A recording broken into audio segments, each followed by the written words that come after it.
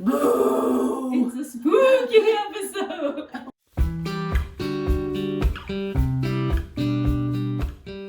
Boo. Welcome! Welcome! Welcome to Spooky Speed Reads. We're spooky, we're speedy. We're reading. We're always reading. It's October! We're so excited. Halloween's so fun. It's actually October 11th today. I got some looks driving here dressed as Winnie With your the little Pooh. nose. I actually made direct eye contact with a man parked at an intersection, and I think he had a moment where he was like, is this reality? Like Lauren is literally a furry driving her car. Like furry light. Winnie the Pooh. It's too early to be in a Halloween costume, okay? But here we are. You don't know that it's October 11th. I'm dressed as Kiki from Kiki's Delivery Service because I am a Ghibli hoe. That seems very silly to say because Ghibli is like so pleasant. You're a hoe. I'm a hoe for just happiness. We're You're a just hoe. two cute cartoon hoes. Happy Halloween. Happy Halloween. We're happy to see you. Spooky season. It's a little bit of a different episode today. We're going to rapid fire through a bunch of books. So Spooky Speed Reads. So Spooky this Speed is Reads. different than our normal Buddy Reads videos together. So what we did is we each read 3 separate books. We did not read the same books. You're right. That never happened. Shocking. So we read 3 completely separate books. I've never read any of your books. Nope. You've never read any of my books. Nope. It's wild. This has never happened before. Crazy. This is going to be a spoiler-free episode. That means you can stay the whole time. Yeah, you're We welcome. are so happy to have you. Yes. We're essentially just going to speed read some books that were kind of Halloween. We're going to read them right now. Yes. On film. Yeah, 3 books. Each. 6 1,200 pages. Let's do it. They're all roughly Halloween-y or spooky. For me, at least, they weren't the initial 3 books that I chose. I had a plan and I scrapped it. I'm very excited to 3 talk about very them. different books that Yeah, we started totally. with. I don't even think any of them were the original 3 that I What picked. did you originally have? Salem's Lot, Frankenstein and Oh. Payback's a Witch. Totally different Yeah. books than I intended at least Yeah. to read. We both intended to read a classic novel. There's lots of like classic spookaroonies out there. Pause. Spookaroony. Yeah. Definition? It's a little spooky, it's a little roony. We were like, both gonna do a classic. You're gonna do Frankenstein. I was Yeah. gonna do Dracula. I tried, y'all. Part of the problem is that classics literally melt my brain. I struggle. I'm a struggler. But also, at the exact same time, I was reading All the Young Dudes, which is a Hogwarts fic from like Sirius and Remus and all that. And that instead took up my whole brain. So my brain got melted and then it was rebuilt with only fanfic. I gave up like 2 chapters in. What have you read since our last chat? I read The Cruel Prince finally, which was awesome. And then Better Than the Movies, which was so stinking So sweet. cute. Oh, really cute. Just like me in high school, basically. And then the reads that we did for this video. You've read probably way more than that. I feel like it was but a yeah. slower reading month for me. I've read the second Shades of Magic book. I love a magical competition, y'all. It's just like hits every time. Better Than the Movies is great. We both love that one. We did it for our book club. I also read Howl's Moving Castle, which is very on theme for the Ghibli vibes. I often don't feel like the main character. I'm usually like that sassy, blunt Sassy best friend. best friend who's just like, you're an idiot, and then like maybe I'll get a spin-off book about me, but I'm never like the first main character, right? Like, Yeah, I that's feel like fair. you're usually the main character. Oh my you're gosh. like hopeless romantic, and you're like all this, and I'm like, I'm curmudgeonly. Howl's Moving Castle, Sophie, she's like 16 and she gets turned into an old lady and she's immediately like, yeah, you know what? It's kind of a vibe and I'm into it. Like, Oh, that does sound like you. So we have some books. We have some books to talk about Yeah. today. Would you like to go first or would you like me to hit it? hit it! Hit it, maestro! Winnie the Pooh. Let's jump in. This is the first book that I read this month. It's called Small Town Big Magic. It is about a girl who runs a bookstore in this kind of like witchy small town, and she sort of finds out late in life that she has magical powers. The setting is so lovely. It was very Sims Making Magic, Sabrina the Teenage Witch kind of vibes. The cover of this book is stunning. That's the reason why I picked it up. You posted something me the other day that was like... It was like, it's ironic that I be using the phrase, don't judge a book by its cover for everything except books. Literally everything except for books. Authors don't always have a choice what the cover is, but I'm like, there was somebody whose job was to make this book marketable to me, and they failed. But then sometimes you get a book, unfortunately, that has the most beautiful cover I think that maybe I've ever seen. I love the cover of this book. A very fun premise. Trying to drop myself into that, I'm like, oh, that would be really like wild to find out as a young adult that I'm a witch. That would be like wild, right? It fell flat though, unfortunately. I think the character development was not great. None of them I was really sold on. Honestly, the main character is like pretty insufferable. She's very like girl bossy, and I feel like the whole book is very much forced feminism vibes. Yeah. A lot of the time she was like so self-assured that it was like arrogance. Yeah. To clarify, we're not like anti-girl boss. Oh, definitely But not. you felt like the book was telling you more than actually showing you. Totally. It was just like she's saying to herself, like, I am a girl boss. Yeah, well, like, I if anybody can do it, I can do it. And it's like, you haven't actually shown, like, through any steps in the novel, like, that you are that. Yeah. Like, that you are, like, really capable. Yeah. All things that I was shown, it seemed like she was just annoying. You know, obviously, chaos and magical madness sort of ensues. I just didn't care a lot because I didn't really care about any of the main characters as much as I wanted to. I really wanted to like this one because honestly, beautiful and just like fun vibes and like, like magic and bookstore, owner of a bookstore vibes. So cute. Love it. So good. Overall, I think there was a lot of potential in this book. Just kind of missed the mark a little bit. I initially gave this 3 stars. Upon reading a few other books since then, I would lower that rating by a scooch. I'd lower that rating by I'd lower that rating by by one less smooch. I will give it 2 small towns and a half big magic. Do we want to alternate? Yeah, let's alternate. Let's do that. First book that I actually finished was American Psycho by Bret, Easton, Ellis. So American Psycho eventually was turned into a movie that a lot of people have seen with like Christian Bale and well-loved. I've seen American Psycho, kind of creepy, kind of whatever. I'll read the book. Oh man, yo! The book is like so disturbing. I literally, when I was looking up stuff for it afterwards, because I was like trying to find if it's actually classified as a horror or if it's like a psychological thriller or whatever. It is classified as a horror. When I was trying to find it, I found it on like top 10 most disturbing books of all time. Something to note, I'm a huge wuss. I don't love reading books that are so like horribly graphic. Like even the Southerners Book Club Guide to Slaying Vampires forever ago, and there's like a scene where there's like bugs crawling in her ear, and I almost gave up. I was like, no. Nope. No, I can't with bugs crawling in any orifice, actually. If I even think for too long about the fact that you're like eating some amount of spiders every year, no thank you. So American Psycho essentially follows the main character, Patrick Bateman. He really has nothing in his brain except consumerism and murder. That's it. That's all he's got. The book is like bizarre. I found kind of once it hit its stride, it had a 2 off, 1 on chapter pattern of like 2 chapters of telling you every single song that Whitney Houston has ever written and rating them and going into depth about all of them. And then it'll be a chapter of his friends being like, what should I wear with brown loafers? Should I wear these socks?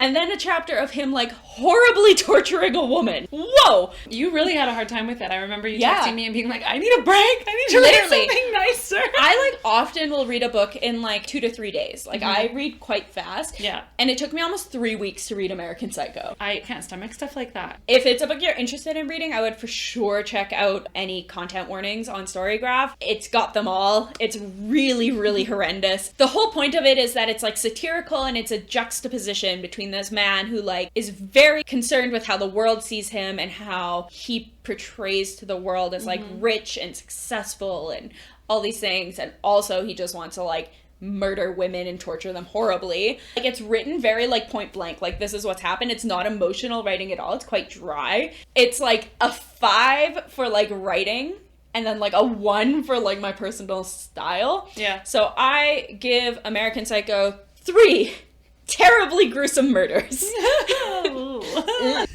Okay, so next I read my favorite of the 3 that we read. This is Lock Every Door by Riley Sager. I got it at Value Village for $6. A great find. A great find. Also, I love pink, so I was like, this looks nice. And also, I love a thriller. And I really like 2 out of 2 books that Lauren chose because it was pretty. Hey, That's rude. Damn, it feels good to be a gangster. Hey, listen, some books have bad covers and are nice, and some books have bad covers and are, some things have bad covers and they're nice, and then some things have bad covers. And we wouldn't know.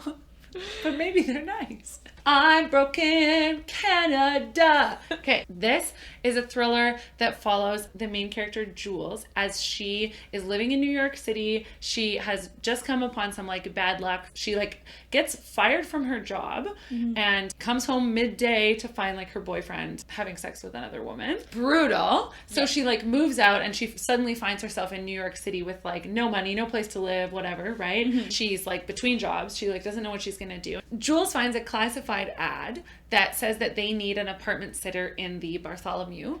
There are a lot of high profile people who live in this building, celebrities and things like that, and they don't want it to feel other than that it's just dead and weird, and especially because of some of the history of the Bartholomew, they're really concerned about the image of the building. So they want to hire her as an apartment sitter and basically give her $4,000 a month to live in this beautiful apartment. I'm about to be an apartment sitter, folks. Sounds too good to be true, right? Is it? Oh, yeah. Sad. Oh, it is. There goes all my dreams. It's a thriller, so I knew that going in. It's literally called Lock Every Door. So you're how could this happen? How could this happen? It's such a beautiful apartment. I think it happens in such a way that the main character is maybe making decisions that are a little bit foolish, but it's also written in a way where you're you can see her desperation. Because she's I don't have anywhere else to go. I don't have any family. Her parents are both gone. She has nowhere to go. She has no money. It didn't twist exactly in the way that I expected, but I thought it was quite good throughout. And I think just his writing style is really up my alley. Yeah. I just found it so supremely readable. And this was the fastest read of the bunch. Yeah, you zoomed. I zoomed. I would super recommend Riley Sager to anybody who is interested in thrillers at all. I would give this 5 locked doors. I would give this 5 state of New Yorks. Wow. 5 entire states of New York. 5 entire Central Parks. Anyway, loved this one. Read it. It's so good. So I read The Dead Romantics by Ashley Poston. It follows the main character, Florence. She is a ghost writer who can also see ghosts. So lots of spooky ghost things. Spookaroonies. Spookaroonies. So she's a ghostwriter. She can see ghosts. Her family owned a morgue, and so she was raised kind of around death. Has a very interesting perspective on grief and loss and death's place in life. I thought that was a beautiful, beautiful part of the book. She lives in New York, though. She hasn't really gone home in a long time because everyone made fun of her for being able to talk to ghosts and called her crazy. So she runs away to New York. She meets her new editor. She's behind on her book deadlines. She's just kind of going through it. And then her dad dies very suddenly. She has to go back home to help with his funeral arrangements and stuff. And she gets there, and her editor is a ghost on her doorstep. And so that's kind of the premise of the book. That's cute. It is cute. I feel all the individual components of the book I really, really loved. I really loved the setting, and that look at grief and loss and death as part of just human life. I really enjoyed the romance, the love interest, and what they kind of had going was really, really good. My one reservation about it is the timing of it's a little weird. She's planning her dad's funeral at the same time that things are picking up in her love life. It's a little icky. And I get that she has a healthier look on grief and loss than maybe most people, but I was still maybe just wait till tomorrow. That's hold off. So I struggled with that a little bit. But overall, I thought it was like super cute. It's definitely worth the hype. It's like a bizarre concept for a rom-com because like literally one of them is a ghost. So I was like, how is this gonna work? And then it like works in a very functional way. There's a couple plot twists along the way. None of them were surprising. It's a rom-com. Yeah, of course. It's not gonna it's not gonna rock your world with like a crazy plot twist that changes everything. I pretty much like my rom-coms to be predictable. No, I think I really want this to go the way that I want it to go in my head. I thought it was really good. Just some of those timing things, I was like, ick. So for me, it was 4 spooky ghosts. Ooh. Spooky ghost. Are we ready? Yeah. For my third buck? Third buck. My third buck My third book is The X-Hex. I liked this one a lot. Again, I was needing to pick another one that would fit into the schedule of us having to read through books in time for this video. So I went with something light again. I'm shocked that I liked it because if you notice on the front cover, there's actually a recommendation from Tessa Bailey, author of It Happened One Summer, which I hated. And so I'm like, oh, maybe this won't be good. And then also the other magic book that I read was like for fans of the X-Hex. It appeals to the same kind of audience, for sure. I think this one was better.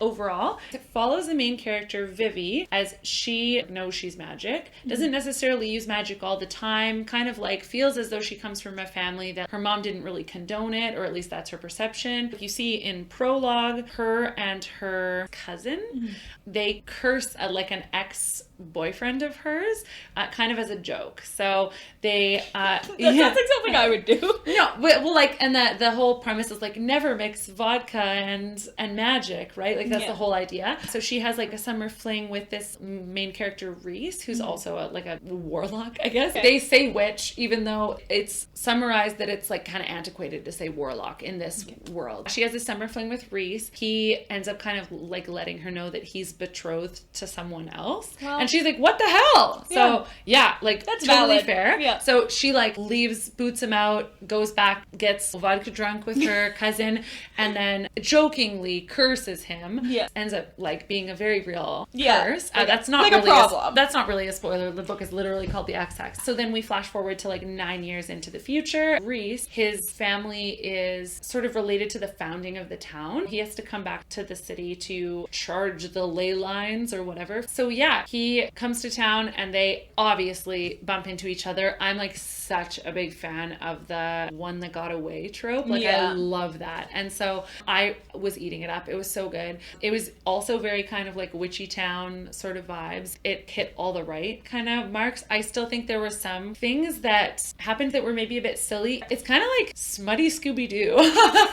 Honestly, like it is quite, I think, spicy. I think my threshold for spice is like not very high, but it is definitely smutty. And so there are some times where I'm like, guys, you have like some real problems that you need to face here. All you're doing is doing it. So like that would maybe be my one thing where I was like, okay, sometimes I'm like, y'all, hello, put your clothes on. But it was definitely, I think, well done. The characters I cared more about, certainly the main two characters. So like Vivi and Reese, I think were both written really well. And so I quite enjoyed it. Yeah. I thought it was good. It hit the spots that I felt like Small Town Big Magic missed because of some of the glaring like, hey, you guys got to get to the point a little bit. I would still give it 4 smutty Scooby-Doo. It wasn't like a perfect 5-star for me, but I quite liked it. I love that so much. 4 smutty Scooby-Doos. For me, I'm realizing as I read more novels that obviously have some spicier scenes, I need to like the characters in order to want anything to do with them without their clothes on. Yeah. If they're insufferable people, I'm like, well, I don't want you to be grinding coochies. I just don't want it. No. I don't want it. For me, it like depends. Like if I go into a book just knowing that it's a smutty book, I don't really care. In books where it's like, so heavy on like character development or plot, I'm like, okay, give me a reason. Make me beg for it. Yeah. You know? I want them to lock eyes across a room and like that is all that happens between them and I'm dying. I'm like, oh yes, this is so good. So I quite liked it. I really enjoyed that one too. It was a spooky month. We don't have pumpkins on our laps. No, because my pumpkins I grew myself, but they're pokey. Don't touch them. Oh. I literally told you not to do that. I can't be tamed. So my final book that I read was When the Sky Fell in Splendor by Emily Henry. Like most people who use the internet for book purposes know about the golden trio of Emily Henry books. We talked about book lovers on this channel. People we meet on vacation was like, mwah, perfection. Beach read, perfection. My favorite. Like all 3 of them are 5 out of 5. Love, love, love. I had no idea that Emily Henry had 3 whole other books. I was rattled, shooketh to my core. Can you imagine being shooketh?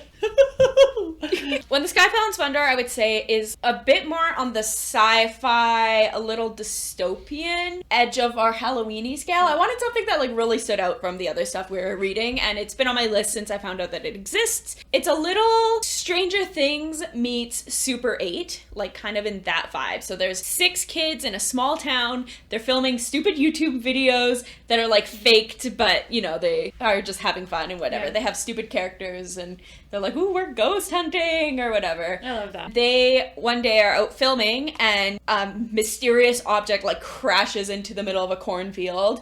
There's like burns everywhere. One of them touches it and there's like a blinding light and they wake up 12 hours later. So that sounds like a very cool concept. Yeah. That's like chapter 1. Yeah. All that happens. Wow. It's like, whoa. The main character, Franny, she wakes up realizing that she has like powers. She can control like electrical currents and stuff now. It gets a little X-Men-y for a little bit. Like they all kind of realize that they have different powers, including like the dog that was with them. How fun. So it's like, it's fun. You get lots of like small town vibes. You get lots of like teenagers being silly. It's kind of the last summer before some of them are off for college. I feel like part of the problem that I maybe had with this book was that when you have a book with like 6 main characters, all 6 of those main characters need to be so distinct and so like fleshed out. Like if we think 6 of Crows. I was just gonna say. Yeah, 6 of Crows, all 6 of them, very fleshed out. We know who they are. We know what their motives are. Yeah. In this book, I felt like Franny's really thought out. Her kind of love interest-ish. Remy is thought out. Her brother's thought out. And then the other 3, like even at the end, I was like, there's one other girl. So I was like, that's the girl one.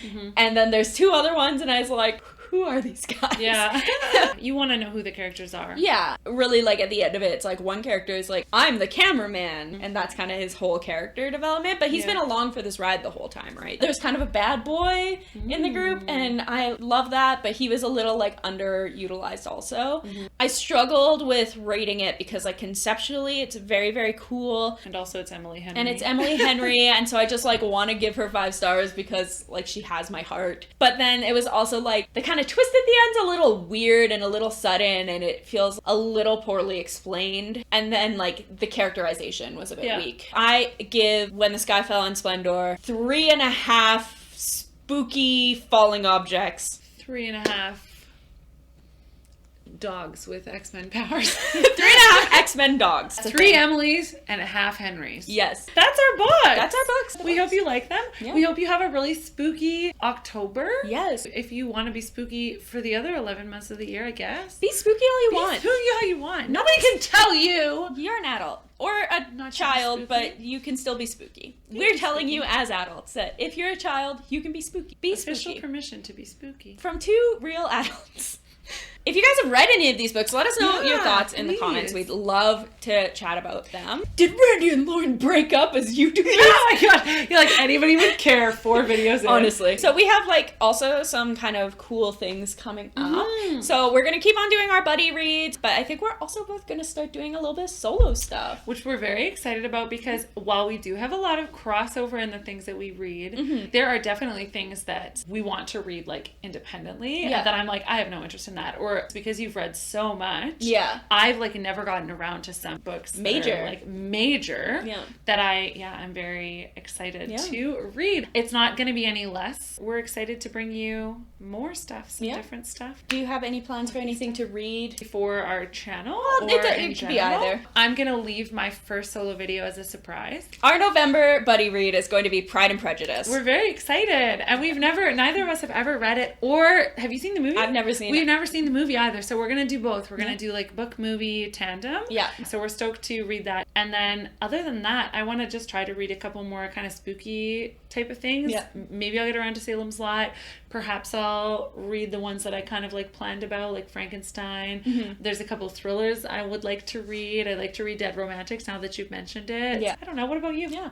I have Archer's Voice out from the library right now, which is like very highly recommended. Yeah, popular. Everyone loves it, so I'm excited to read that. I'm finally going to finish a series of Unfortunate Events, which I know I said in the last video I was going to finish, and then I got fully distracted because American Psycho took me 3 weeks to read. Maybe I'll start ACOTAR. I think Who you knows? should, and then we'll read the second one together as planned. We're going to enjoy the rest of October. We hope you guys do too. Please like, subscribe, share, follow, notify. There's lots of things you do. Do the bell. Ding ding. We are just so happy that you're here, and we can't wait to see you again in November. Yeah. Have a great Halloween. Goodbye. Bye.